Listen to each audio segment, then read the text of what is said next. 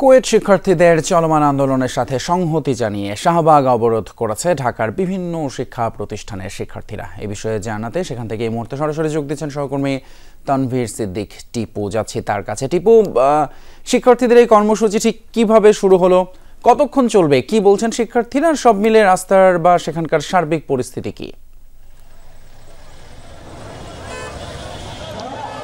ফয়সাল, মূলত ঢাকার বেশ কয়েকটি বিশ্ববিদ্যালয়ের, ঢাকা বিশ্ববিদ্যালয়ের বুয়েট এবং ঢাকা কলেজ থেকে শুরু করে এই আশপাশে যে কয়েকটি বিশ্ববিদ্যালয় আছে সেসবের যে শিক্ষার্থীরা তারাই মূলত এই কর্মসূচির ডাক দিয়েছেন।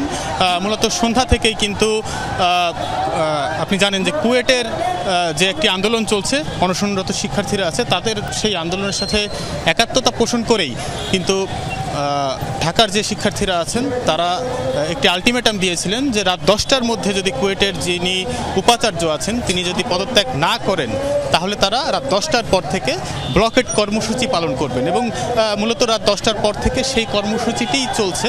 এবং শিক্ষার্থীরা আমাদেরকে যেটি জানিয়েছেন যে তারা এখানে আসলে অবস্থান করতে চান না, তারা বাড়ি ফিরে যেতে চান, কিন্তু যত দ্রুত তাদের যে দাবি সেই দাবি মেনে নেওয়া হবে তত দ্রুতই কিন্তু তারা এখান থেকে সরে যাবেন বলে আমাদেরকে জানিয়েছেন। এবং তারা যেটি বলছিলেন যে তারা দিনে এই কর্মসূচি পালন না করে রাতে এই কর্মসূচি পালন করছেন, কেননা রাতে পালন করলে তাদের ধারণা যে মানুষের জনভোগান্তি অনেকাংশে কম হবে। এবং আমরা দেখেছি তারা কিছু অ্যাম্বুলেন্স বাদে অন্য কোনো ধরনের যানবাহনকেই কিন্তু এখান থেকে যেতে দিচ্ছেন না। এবং আপনি দেখতেই পাচ্ছেন যে অনেকগুলো ট্রাক, লরি থেকে শুরু করেই রাস্তার সবগুলো দিকেই কিন্তু অনেক দূর পর্যন্ত সেগুলো আটকে রয়েছে। এবং বলা যায় যে এই প্রায় মাঝরাতে কিন্তু ঢাকা যে রাজধানী কিন্তু বলা যায় যে একটা যানজটের শিকার হয়েছে, যেটি কিনা আজকে সারাদিনই ঢাকা শহরের বিভিন্ন জায়গায় আন্দোলনের কারণে যে যানজট ছিল, রাতেও কিন্তু আন্দোলনের কারণে মানুষের যে জনভোগান্তি সেই ভোগান্তি কিন্তু রাতেও শেষ হয়নি।